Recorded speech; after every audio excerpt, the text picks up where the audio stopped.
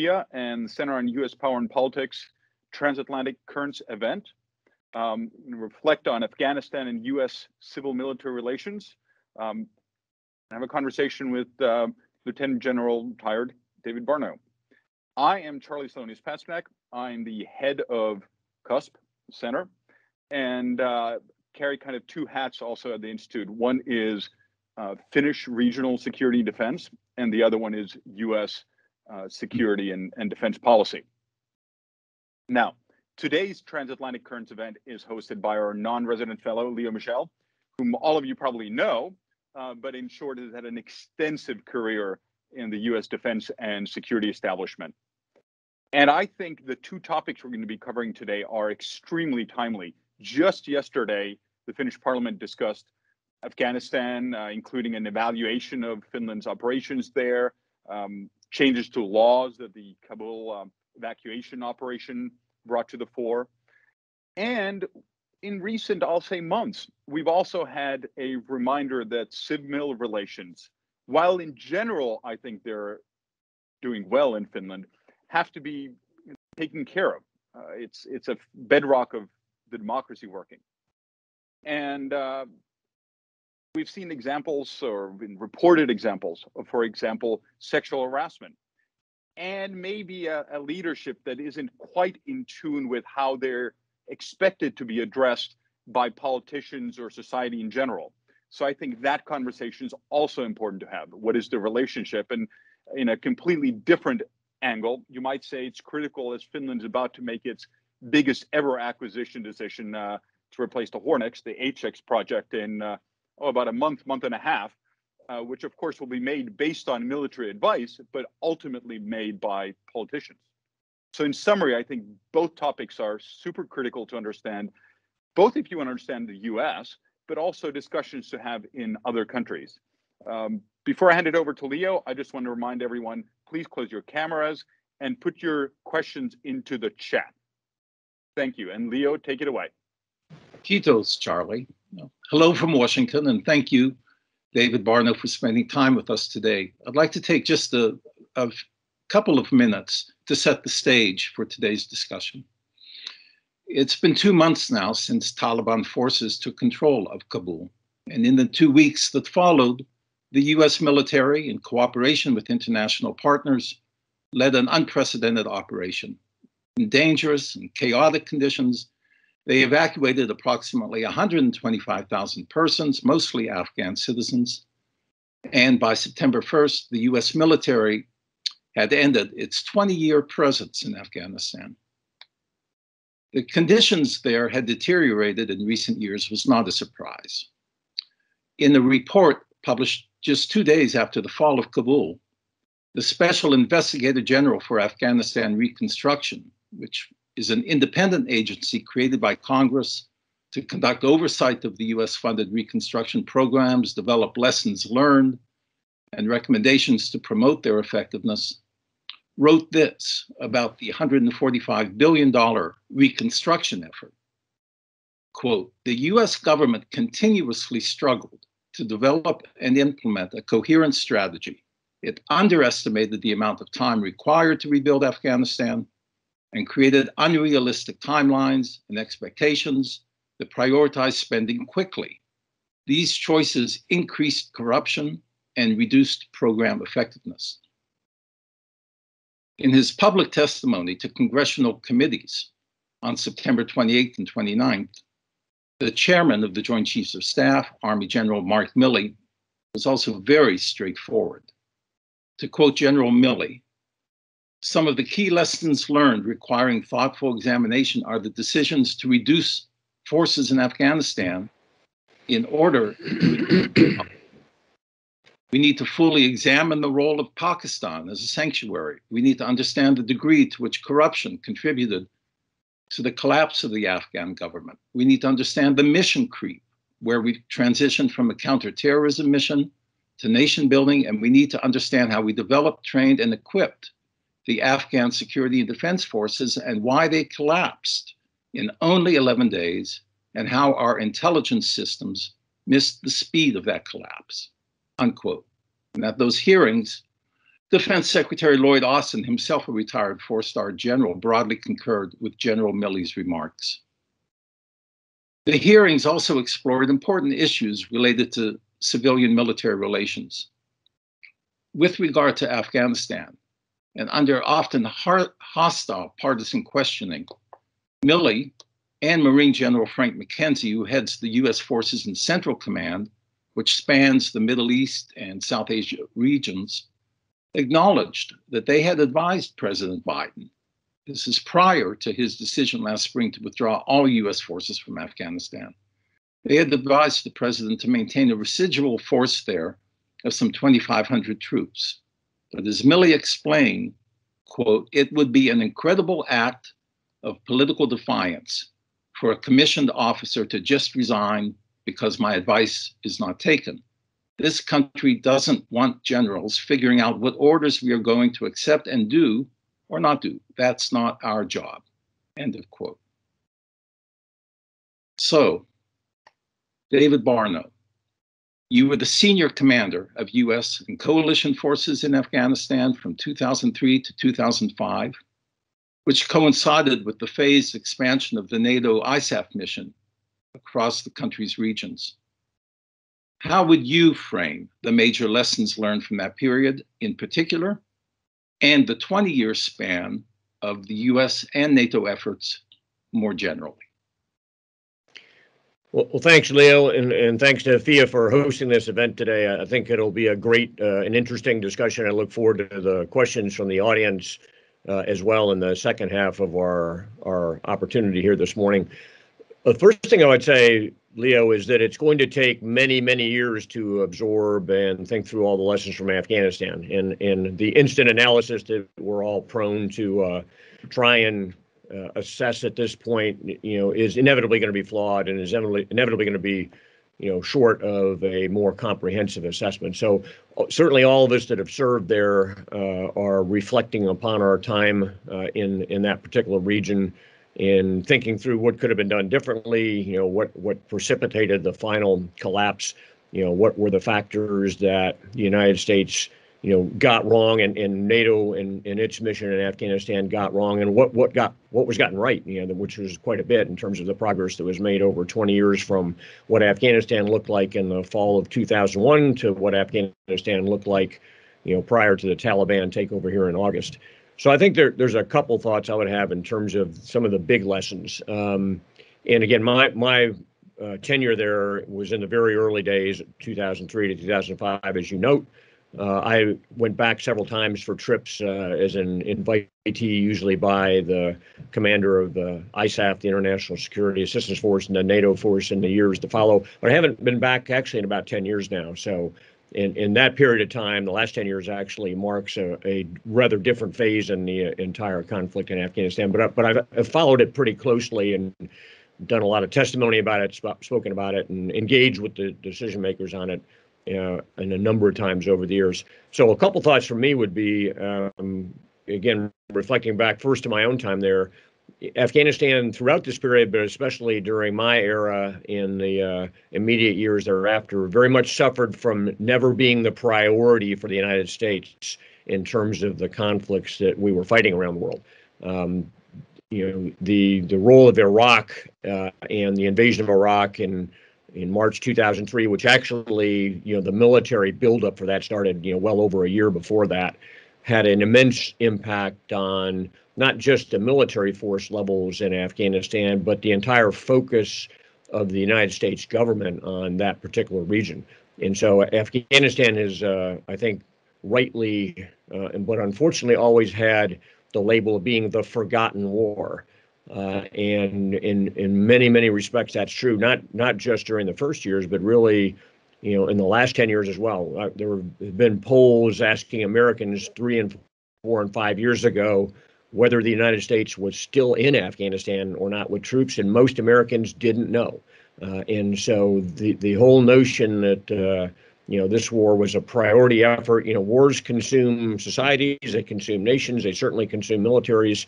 In the case of the Afghan war for 20 years, in many ways, none of that was true, that this was always a secondary effort, always getting secondary resources and priority.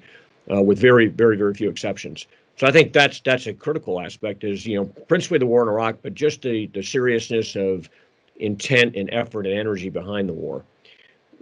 A second thought I have is that I'm very conscious of how many military commanders we had over that 20-year war. And I think the number I've got is somewhere in the neighborhood of about, 16 over 20 years in ballpark. And U.S. ambassadors are in that period of time about 2/3 that many, probably about 10 plus with chargés and acting ambassadors for various points in time. So the turnover of our leadership in running the war was immense, much higher than it was in Iraq, interestingly enough. And so the average commander in Afghanistan spent 1.5 to 2 years. Several of them spent only 1 year there. And so you had this constant churn that really broke down any continuity in the effort there. And it was true on the military side, and it was true on the development and reconstruction side. The report by the Special Inspector General really looked not at the military part, but looked at the reconstruction of the country. And that much like the military effort was 21-year wars. It wasn't a 20-year war, it was 21-year wars, as each tranche of new development people, new diplomats, new military people came in almost every summer and started again. And I've talked to people in the embassy. One person in particular, I remember on my last visit there, said, I'm one of the few people in the embassy, of the U.S. Embassy, who's starting my second year in Afghanistan. And what I'm watching around me is we struggled for 12 months in my first year here to push this boulder up to the top of the hill. And in the last month and a half, as everyone has left, the boulders falling all the way back down the hill, and we're starting to push it back up again because everyone around him was now brand new and they were starting over again. So I think that afflicted us very, very badly. And then I guess finally, and again, these are just preliminary thoughts, I think that the U.S. failed to understand the nature of the war from the standpoint of, there was an external sanctuary in Pakistan that had a huge role in Afghanistan, and allowed the Taliban to really fall back and dodge the military blows that the U.S. was landing on, and choose, in effect, when to commit to battle and when to withdraw from battle at their own will. And they had an infinite timeline. The old saw from Afghanistan, dating back to my time there, was, the Taliban were ostensibly famous for saying, you Americans have all the wristwatches, but we have all the time, and that is proven out. So the reality that, in these kinds of conflicts, the insurgent, in this case the Taliban, the insurgents win by not losing, however long it takes, and the government forces, which includes NATO and the U.S. in this case, they lose by not winning. And so I think our ability to have the long-term patience to see this as a very, very long campaign that would never have a clear outcome until one side quit was, we didn't fail. We failed in a sense to grasp that that's the fundamental nature of a counterinsurgency campaign. So those are just some preliminary assessments, probably more than you wanted, but some of my thinking as we've looked at this. And you've already anticipated one of the follow-up questions, which was to describe how the effect of Iraq really influenced the priorities and the capabilities available for Afghanistan. But it would be, it's necessary at least to point out that there's an alternative. I don't want to say it's not alternative facts, but a different type of assessment that's come up. And we've seen this, parts of this over the years, but I think it was crystallized by a recent book called The Afghan Papers. It was written by a journalist from the Washington Post, Craig Whitlock. And in that, he drew upon what were previously classified transcripts of interviews done for the Special Investigator General for Afghan Reconstruction, but also some previously classified Defense Department memoranda, personal memoranda written, for example, by the Secretary of Defense at the time, who was Donald Rumsfeld. And Whitlock puts this all together, and I found 3 sentences in his book that kind of summarizes what his assessment is. And he writes, this is Whitlock writing the following: leaders at the White House, the Pentagon, and the State Department in the early 2000s began to make false assurances and to paper over setbacks on the battlefield. As months and years passed, the dissembling became more entrenched. Military commanders and diplomats found it harder to acknowledge mistakes and deliver clear-eyed, honest assessments in public. No one wanted to admit that the war that had started as a just cause had deteriorated into a losing one. End of quote. Now, that's a pretty harsh assessment, but I would just like to ask your reaction to that line of argument. He's not the only one to have made it. Yeah, I fundamentally disagree with him. I've got the book and I've been through parts of it, and I've seen the reporting in the Washington Post. And I think the author Craig Whitlock and I think the Post both actually vastly overstated that. To the their point in the headlines at least was, military commanders lied to the American people, State Department lied to the American people. I think that is fundamentally wrong. That is, I absolutely disagree with that. And I know the commanders. I know what they said. I've watched them, and I've been a critic of what we've done in Afghanistan quite a bit over the last 15 years or so. I don't think anyone ever deliberately lied or deliberately misled policymakers in Washington, D.C. There was, again, back to my earlier comment, I think a false notion that this is a win-lose war, that there's got to be outright battlefield victories, and that we've got to be winning, and we've got to be achieving success, and we have got to put a mark on the calendar, frankly. And we did this a couple of times, saying we are going to win by this point in time, and then we're going to withdraw. That's not how irregular wars work. That is not how an insurgency unfolds.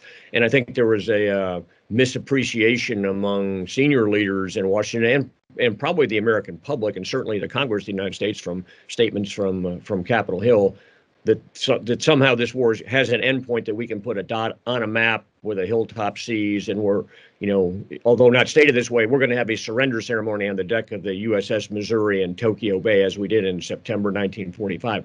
That's not how insurgencies end. They end when one side quits. They end when one side gets worn out, and that's how this insurgency ended after 20 years. So along that path, I don't think anyone, deliberately misled the policymakers, and they, all the critics, to include, I think Craig Whitlock, but certainly plenty of members of Congress, all kinds of members of the administration, had vast opportunities to come visit Afghanistan, see for themselves, look at the numbers, check the metrics, talk to the Afghan leadership, make their own assessments. So, and I think the military was cautious in some respects, and certainly, it's a facet of the military leadership and probably most other forms of government that the glass is always half full. But I also think that the military gave very straightforward assessments, but within their capabilities. I don't think they knew what was going on inside the Afghan security forces, for example. And so those rosy assessments that came from there came from lack of knowledge.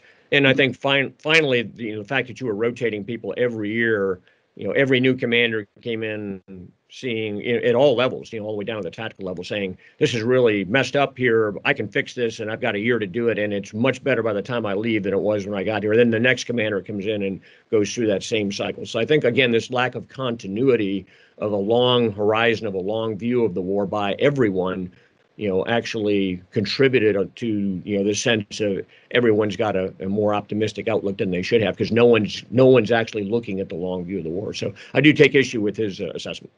Good. Fair enough.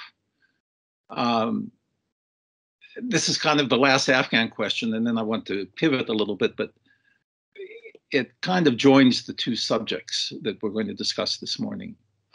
You've had some time now in retirement, but also as a teacher and lecturer. Is it your sense, David, that public confidence in the U.S. military leadership has suffered as a result of the Afghan experience, which to many it's portrayed as frankly, as a defeat, although, as you rightly point out, that's more complex than that? Or do you think the public confidence in civilian control of the military has eroded? This is with respect to Afghanistan. Or is it possible in the end that both propositions are true to some degree? I think it's difficult to make a judgment of that right now. Clearly, I saw, a month and a half ago in August, the, disastrous withdrawal, under great, pressure, under chaotic conditions, as you pointed out, from Kabul International Airport there in August was a black eye for the U.S. military. And I think there was a lot of concern in Congress. There was a lot of concern in the public about what is going on and how can this happen. Largely because the United States military doesn't have a track record of having black eyes in the last 20 or 30 years. The U.S. public has gotten very used to the idea that this is the most powerful, most capable military in the world, and it goes in and with enough effort, it can be successful. I mean, that was, in effect, one of the lessons from Iraq in 2007, 8, and 9, rightly or wrongly. And there haven't been any, serious military, setbacks like the failed Iranian hostage crisis raid or any other really battles lost on a significant scale in the last 20 plus years. So there's no experience of the U.S. military having, doing anything substantial that went awry, and the evacuation from Kabul was a shock, I think, from that standpoint. At the same time, though, I don't think the entire departure from Afghanistan has had any significant effect on the U.S. population and how it looks at the military. I saw a poll here, I guess yesterday, showing the degree of interest in Afghanistan just based upon media reporting, and it was close to zero in July of last year. It went up, significantly in August, and by the early part of September, it was back down to essentially zero again in terms of U.S. interest, media reporting on Afghanistan. How important is this? So I think, and clearly the Afghanistan story has just fallen off the front pages of the newspaper after consuming all of the space and oxygen in the room in August. It's not there anymore at all. So I think this will be put in context. I'm more concerned about how the U.S. Population views the military, perhaps in a degree of politicization, and and we'll get into that, I know, in terms of how the public views the chairman of Joint Chiefs of Staff, who is very much in a political military role in that capacity. And this too is now becoming polarized in the country in terms of various factions looking at the military different ways. But I don't think that the loss of Afghanistan, rightly or wrongly, I don't think the loss of Afghanistan actually is going to cast shadow on the effectiveness of the U.S. military. Perhaps more so in terms of the questions that will be asked inside the military than those asked by the general population. Okay, well, once again, this is the perfect pivot, because Afghanistan is not the only recent example where civilian-military relations have been under duress.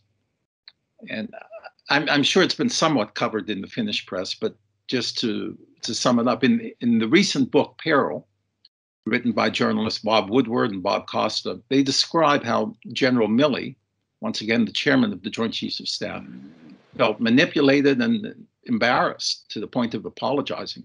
Embarrassed by President Trump's efforts to associate the military with repression of mostly peaceful civil protests following the murder of George Floyd, and that was in the early summer of 2000.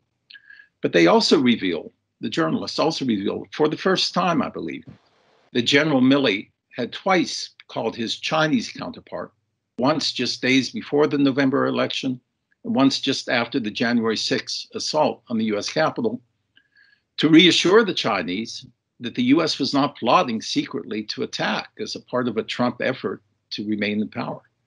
And the authors quote verbatim from a transcribed conversation between Milley and the Speaker of the House at the time, Nancy Pelosi, on January 8th. This is 2 days after the assault on the Capitol, wherein Milley stated, and I want to quote, and this is quoting from the transcript, which Milley has never contested this, that he said this.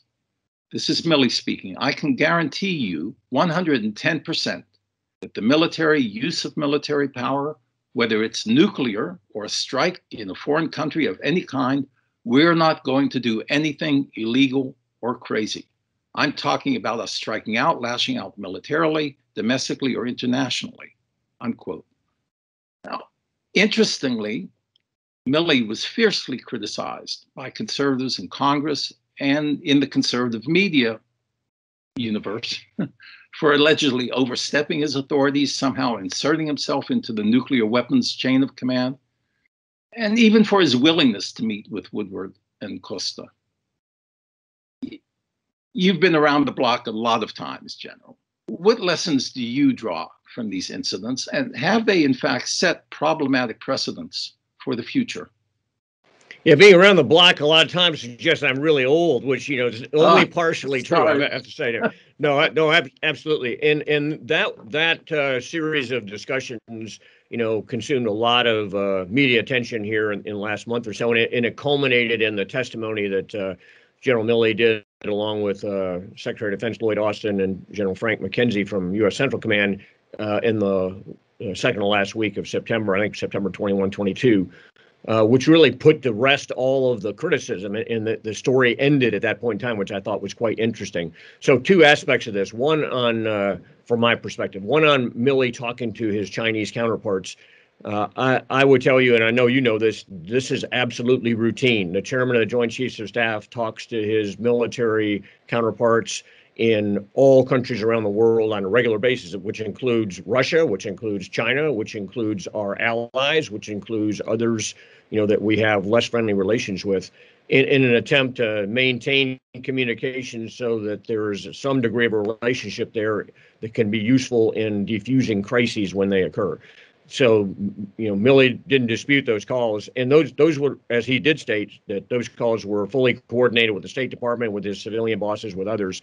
And as a senior Army general told me just this past week, again, none of those calls happened without a lot of preparation, without a lot of staff work, without a lot of coordination across different parts of the government. So the fact he was talking to his Chinese counterpart is unremarkable, even though it seemed to astonish a lot of people, to include some who probably should have known better on Capitol Hill. So that's not particularly notable. The conversation with Speaker of the House Nancy Pelosi was at her instigation. She made that call to Milley because ostensibly she was concerned about the control of U.S. nuclear weapons during a very turbulent transition of power with President Trump basically contesting the results of the election. And Milley, and I think you were reading from the transcript there, actually, reassured her that is, that there were procedures in place and that there was nothing illegal that was going to be done. And Milley is not in the chain of command, but he is in the consultation chain for when nuclear weapons are used. And he did apparently remind his staff that we will go exactly by the procedures that are in the books on how we do this, and we will not deviate from those. Does everybody understand that? Which is perfectly reasonable, and maybe even more so given that the Speaker of the House of Representatives actually was concerned enough to call him. So very little of what he did, I think, was objectionable or out of the ordinary, other than taking a call that would have been rather extraordinary from the Speaker. Whether he was wise to talk to the book authors or not is another subject. What exactly he said and how he said, that's another topic as well. But the fact that those calls occurred and there were conversations of that sort by the chairman actually should not be a great surprise. And I think the testimony that he gave, at the end of September actually, put that entire issue to bed. I haven't seen a story about that since, and I found that to be very interesting because that was supposed to be the most important, most must-see testimony of the month in September. And for as important as it was, it essentially diffused the issue from what I could see. Thank you. And Charlie is going to be posting the link actually to the full transcript of one of those hearings, the Senate hearing, as well as that special investigative general report. A final question, and then we're going to open it up to our Helsinki audience. And I'm going to quote something from one of your own articles, David, and then have you react to the question here. This is what you wrote in 2019. Quote, "The U.S. military has been America's most trusted institution for decades. It has managed to remain above the partisan political fray that has consumed many once trusted cornerstones of American public life, from the church to schools to the Supreme Court. Yet the military has also become increasingly politicized over the past few years in ways that profoundly threaten its reputation for nonpartisanship. Left unchecked, this trend may gravely endanger the military's ability to give trusted advice to future presidents and policymakers, which would have disastrous consequences for the nation's security." And indeed, to put a final point on it, in that same article, you wrote that while President Donald Trump and his administration were, quote, smashing the norms of military nonpartisanship. So for you, looking back on all of this and then looking ahead, would have been the leading indicators or causes of this trend toward the more politicized military? And even more importantly, looking ahead, how can the trend be halted or even reversed? Is there a need for new legislation, improved recruitment, screening, and training? We've noticed, I've put in parentheses here, that there's been increasing concern about the incidence of white supremacist sentiment in the ranks of the serving military and veterans. And you need new codes of conduct, which would possibly limit the prerogatives of retired senior military to serve as paid media commentators or on corporate boards of large defense industries. It's a large question, but maybe you could just take in the closing minutes of this session an attempt to respond to that. Sure. I think we're actually pulling a couple different topics together in one question. I think the latter comments about, retired generals in defense industry and media are less related to the issue of civil military relations than, the politicization of the military and the risk the military becomes perceived as a political pawn in, our very, bitter contests in politics here in the United States right now. I'm not certain that there's a code of conduct or there's a legislative fix for this, but I think there's a reality that setting expectations and making it clear to people in the military, to include flag officers, general officers, admirals in the military, what they should be doing and how they should be behaving, and setting expectations for them when they leave service is important as well. Dr. Nora Bensell and I write for War on the Rocks, as you know. We wrote a column about keeping America's generals out of politics several years ago. And in that, we actually wrote a mock letter that ought to be issued to all newly promoted one-star generals and admirals, saying, you're going to wear that rank for the rest of your life. Here are the expectations that go with it. And, we argue that, political endorsements when you're retired of, presidential candidates is, in a sense, violates that norm, that you now align yourself with a political party. And when the American people see those retired generals on stage, there's been a number of polls that suggest that they don't see any difference between retired generals and serving generals, which again further, undermines the non-political nature of the U.S. military, the nonpartisan nature of the U.S. military. So setting expectations for your serving generals so that you don't get, retired generals on stage at the presidential conventions. They're nominating the candidate for office, shouting "lock her up" about Hillary Clinton, or advertising themselves as a retired general of the United States Marine Corps in the opposite party's candidate. So those aren't appropriate, in our view, at least in my view, of how senior officers should be, using their skills and contributing to the nation's defense in retirement, because they're always, going to hold that rank. That's always going to be their first name. So I think setting the expectations of what we think ought to happen. The flip side of that, or perhaps the equally important, maybe even more important side, is setting expectations for political leaders on what relationship they have with the military. I think this last administration did some particularly egregious things in terms of, going out to visit troops in Iraq or in Germany and turning those visits by the president into political rallies that were opportunities to, bash his opponents in the Democratic Party, or, criticize issues that, his political adversaries were lining up against him. That's not what those visits are for. And it essentially puts the troops in a position of becoming the rally audience for a campaign rally, which is totally inappropriate, background for the president. And so, as we wrote in this article, actually, presidents and their staff and their speechwriters ought to be, informed by the military, by the chairman of the Joint Chiefs, by the Secretary of Defense, that these are things that are not appropriate when you're going out to talk to the troops or making visits to military installations in the United States. And so I think that the whole issue of how the military is portrayed by the civilian leadership, including the president and his staff, is really important. I've seen less of that in this administration so far. We'll see if that continues, but it was a particular problem in the Trump administration, and that really, I think, blurred a lot of the lines that suggested to the American people that the military is just another interest group out there that the president is courting and that the political parties court, and they have a point of view. That's very dangerous, because the last thing we want is, any president of the United States looking at the generals around the table, in among the Joint Chiefs of Staff, and wondering which one of them is going to be his political opponent, which one of them is a Democrat, which one's a Republican, how is that going to affect the advice they give. That's why we don't want the military to become politicized. And again, the risks of that are, I think, slowly continuing to grow, which is concerning to me. Thanks.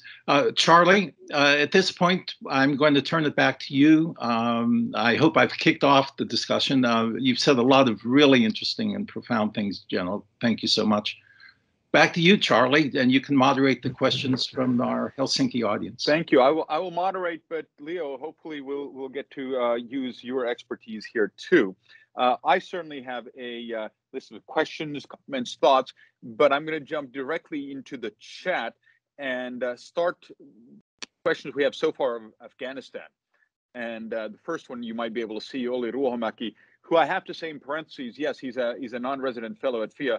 He's probably also the most knowledgeable and has spent the most time in country of anyone in Finland, meeting with kind of everyone from Taliban to, of course, working with the Finnish government and for the Finnish government, and representing Finland in Kabul. So he's read the Afghanistan papers, and I'll just quote, says, Afghanistan papers posits that the U.S. warfighting strategies were a mess, the nation-building project was a colossal failure, and that drugs and corruption gained a stranglehold over the allies in Afghan government. What are your thoughts on this, especially the role of the Afghan partners? One. Two, would it have made any difference if the U.S. had decided to stay any longer? And then third question, which is broader, do you think the era of Afghan-like interventions is over, at least in the foreseeable future? We, of course, famously know that George W. Bush said time of nation building is over, and then history intervened, as it were. So three questions, if we can start with those. Sure. I think I'd start with the one about would it have made any difference if we stayed longer. I think if you ask any Afghan, certainly in Kabul, the answer would be absolutely yes, because their life, turned from a relatively free, open existence with a functioning economy and, a lot of opportunities for men and women to go to school and to participate in government, to do none of the above in the middle of August this year. And so if and again, because there's very little reporting coming out of Afghanistan right now, that stark reality is more obvious to anyone standing on a street in Kabul than it is to anyone in Washington, D.C. or Helsinki. So I think the what was given up and what the loss was for the Afghan people was infinite and serious and life-changing, and will be for a long time to come. And again, my personal view, and I respect those that disagree with this. My personal view that status quo before August could have been maintained with a very modest number of American troops and NATO troops for an indefinite period of time, which was a far, far better outcome for the Afghan people than what we have now. And so if the difference is stark, and it's less stark again if you're a Finn or an American or a Canadian or a German than it is if you're an Afghan who is stuck in Afghanistan, or not, especially if you're a woman who have essentially lost all of their opportunities for government, for schooling, for influence, for public life. That's a pretty serious loss, and could have been averted with, again, a open-ended commitment, but one that was, I think, very, very sustainable, for my opinion, for the U.S. and for NATO forces. Will the U.S. Never do in Afghanistan again? Is this the end of that era? I came in the U.S. military right after the Vietnam War, and the term "no more Vietnams" was commonly heard in the United States at that point in time. And I firmly believe, for most of my military career, that the Vietnam experience would keep America from ever doing a counterinsurgency fight again, until it did in 2001, and then again in 2003 and beyond in Iraq. So I say never on that, and I think if U.S. interests require an American involvement in a counterinsurgency campaign, and I think they will. We will go back and do that, but I think we'll try and do it in a very different way with a much lighter, more maybe special operations oriented footprint, and with a much different view of how important the host nation's military forces are. And again, the last point on that, I think, is that we grossly underestimated what the fighting power was of the Afghan forces, but we also pulled all of the foundation blocks out from under them when we removed 16,000 contractors with the much smaller number of American and NATO forces in July of this year. That essentially caused their logistics system to collapse. It caused their Air Force to collapse. So not many militaries would function for very long, at least well-equipped militaries, without a functioning logistics system and without a functioning Air Force, when that was a critical part of how you fought your adversary. And the results were pretty obvious, I think. Great. So as a side note, I was going to ask about the removal of the contractors, particularly, and some critical equipment. To me, I'm not saying it's as relevant maybe to Finland, but certainly something to consider as countries are buying equipment, even from the US, of how much national self-sufficiency do you have, versus it may seem easy to buy the contractor support initially, but how long and under what circumstances can you count on it? Surely one shouldn't read too much into it, but it seems like one data point at least. What is your thought? There was a question on kind of the US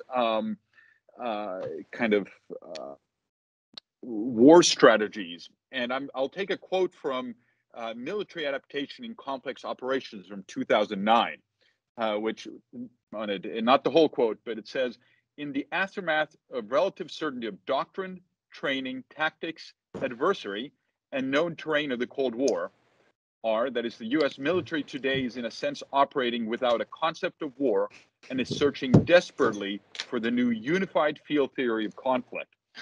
So this probably sounds familiar, as it, at least according to text, came from your pen. What is your sense? Was there an attempt for too long to use the old theory of war in Afghanistan?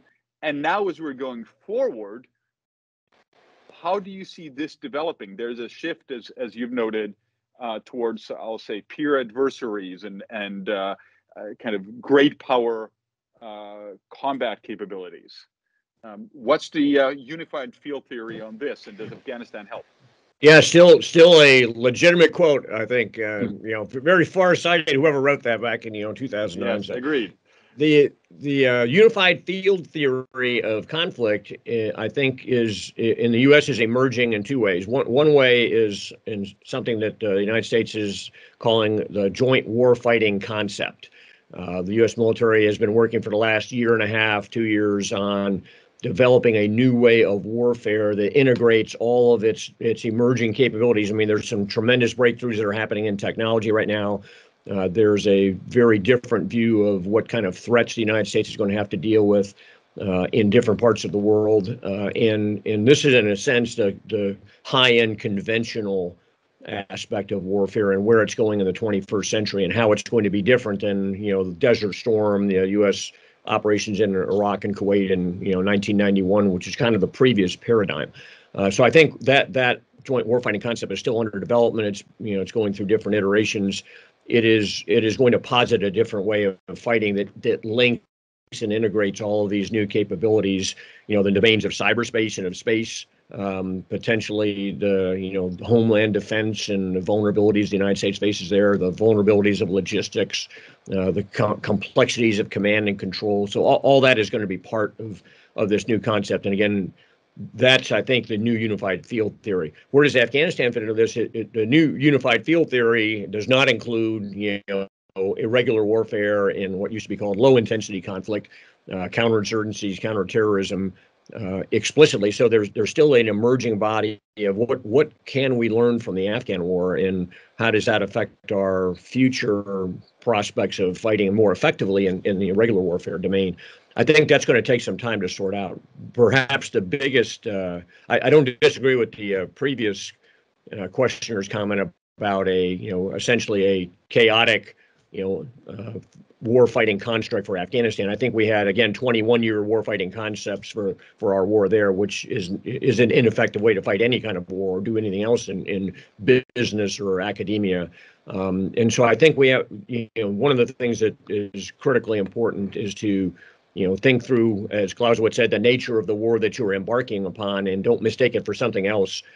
So every insurgency is sui generis. It's of its own nature. It's unique. The insurgency in Iraq was unique and different from the insurgency in Afghanistan.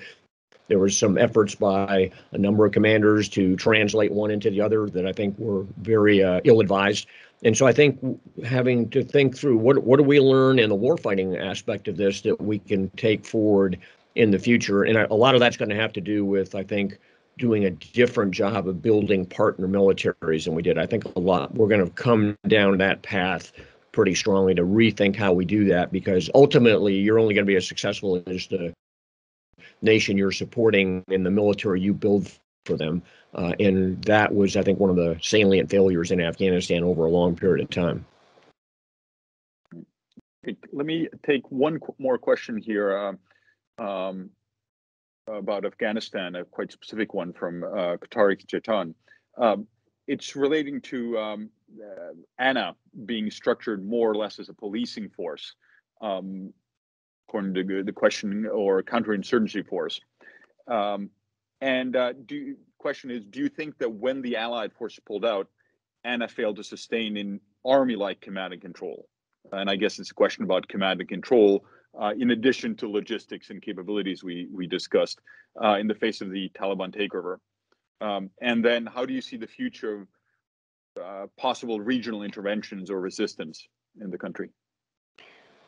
Yeah, I think the command and control question, which is more broadly a leadership question of the Afghan National Army, the ANA, is a very good question. And again, as I mentioned early in my remarks today, I think the U.S. lost its visibility into the Afghan National Army in the last several years as American advisors were pulled out of operational units and pulled up to higher and higher headquarters. I think the American, special forces advisors and conventional advisors lost their sense of how effective or ineffective are these tactical commanders within the Afghan National Army. And so, there was as the Afghans continued to change out their leadership, there was no way to realistically appraise, is the junior and the mid-level leadership in the Afghan Army actually sufficient and as effective and is going to stay the course, if and when the United States comes out.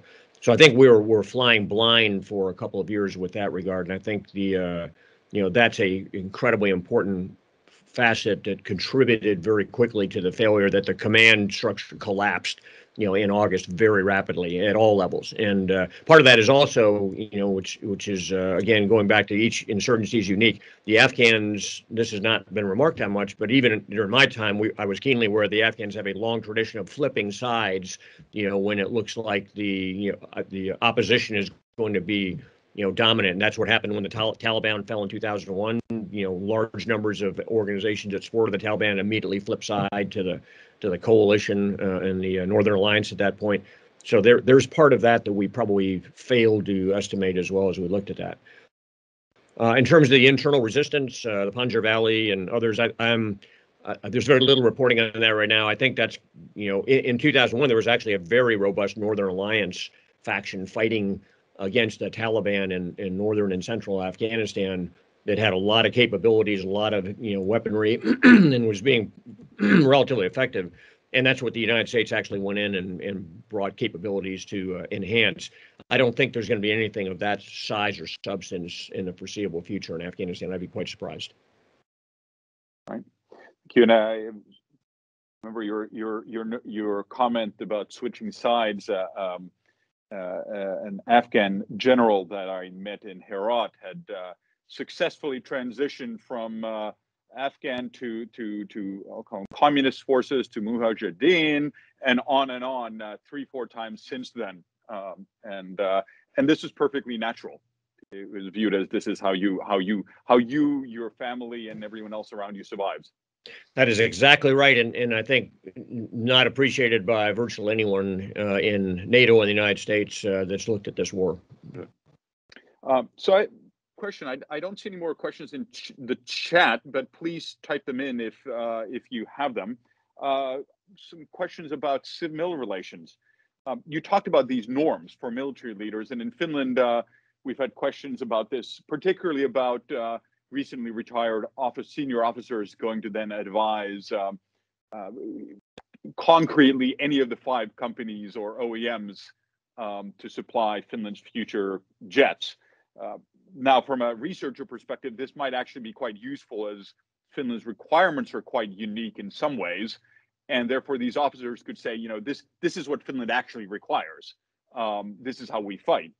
But nonetheless, lots of discussions about this.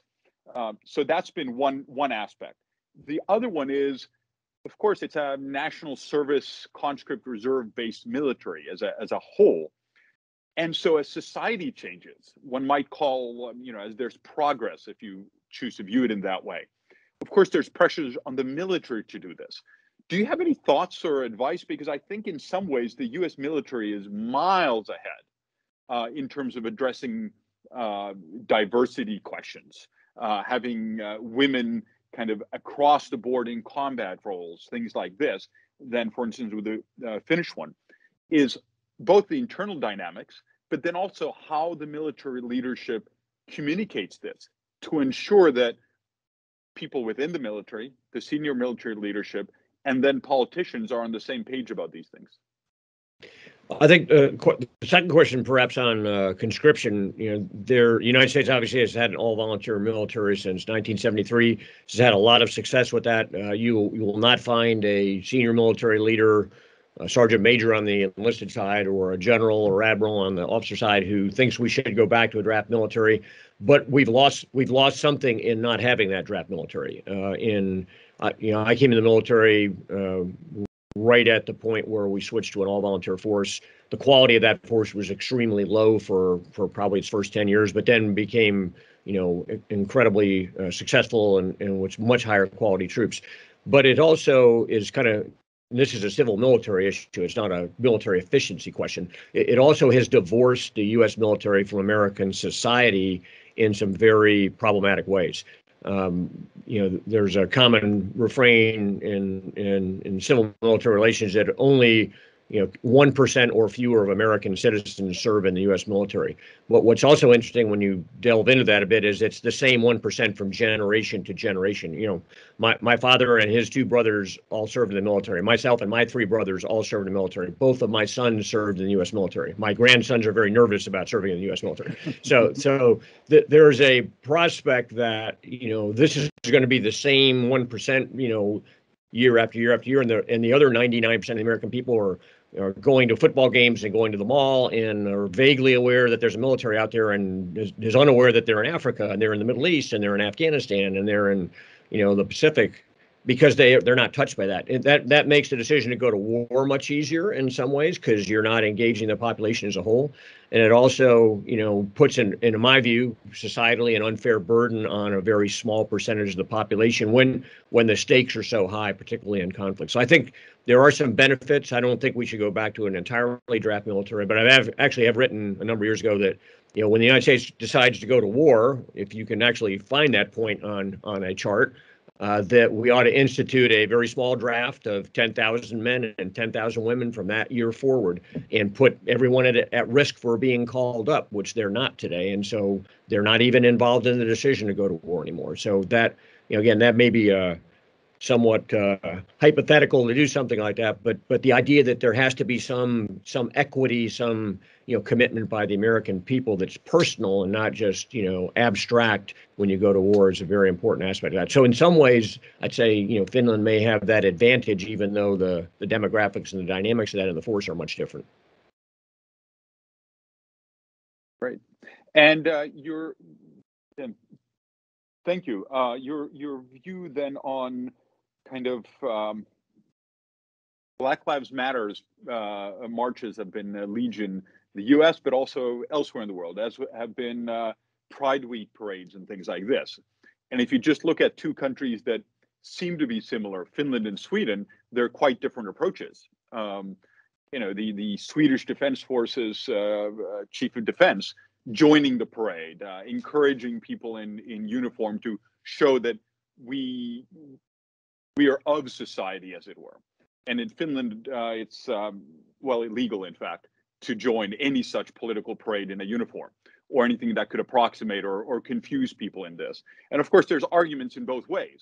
But I see it as being part of this civil military equation of politicians or political shall we say, policy decisions potentially being impacted on this. Do you have any thoughts?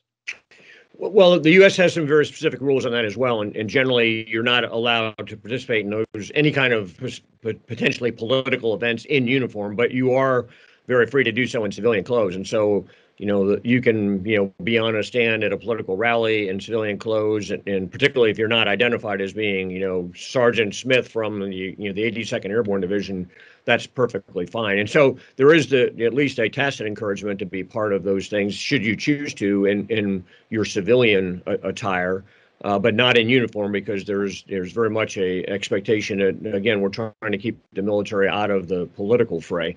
I think within the military, there is a general degree of recognition that the U.S. military should reflect society. It should reflect the different facets in society, and that in recent years, clearly the U.S. military has now opened all of its combat positions to women. It is now opened all of its positions as well to gays and lesbians and transsexuals, and so there's a recognition that the military has got to reflect some of those norms in society as well, and ensure it welcomes all of those groups and recognizes all those groups within its ranks. And it has a number of different programs to do that.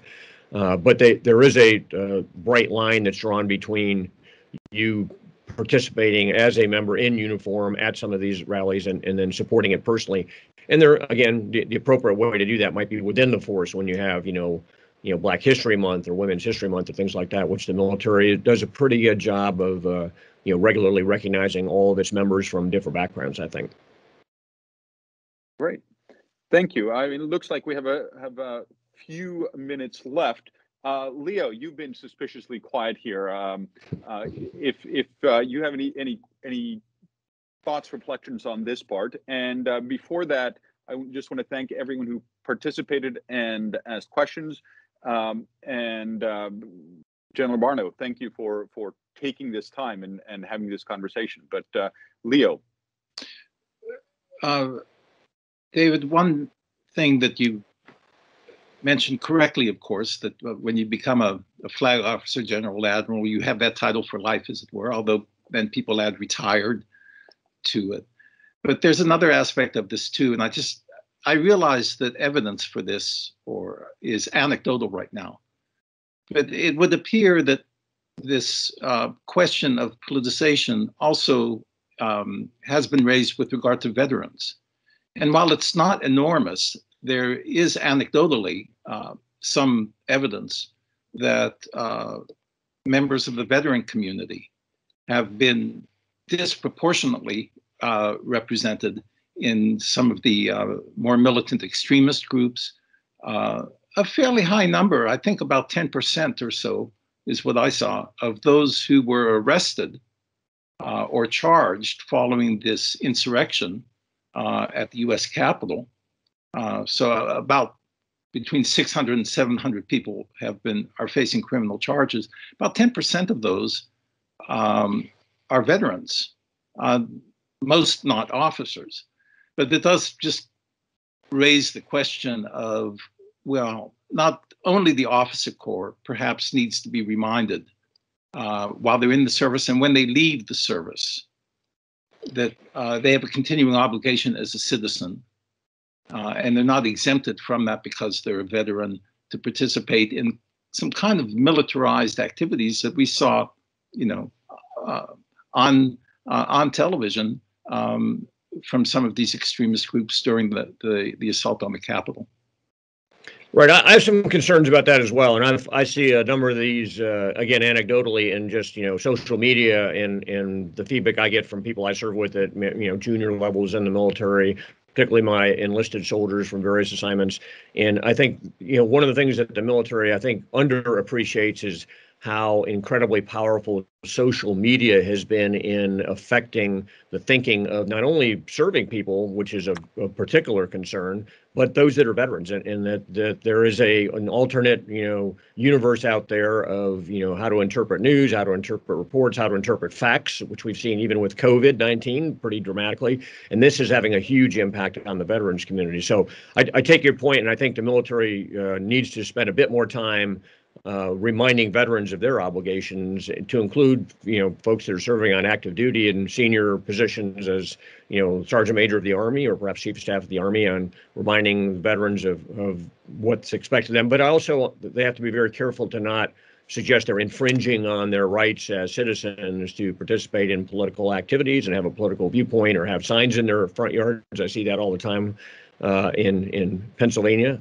So I think there's a fine line there, but I think it does affect both parts of the force, both the officers' side and the enlisted side. Perhaps one area I think would be very, very welcome and important is a greater embedded education on essentially civics inside the military. That part of your basic training, part of your professional military education as you go up through the ranks, is understanding how the U.S. government and how the U.S. democracy works, which Americans have writ large have lost sight of. And I think within the military that there's virtually zero of that now. And I think that would be an important contributor to being a better citizen when people in uniform inevitably leave service as retirees or at the end of their term, that they would come back in that sense, better informed about how the nation is supposed to work than most Americans are today. We would be wise to think about something like that. Thanks again, David. Back to you, Charlie, and to our audience. I hope you'll join us. Watch the FIA website for the next Transatlantic Currents webinar. Thank you. And I will just say again, thank you to the participants, audience, great comments and conversation. And the Transatlantic Currents for today is over. Thank you.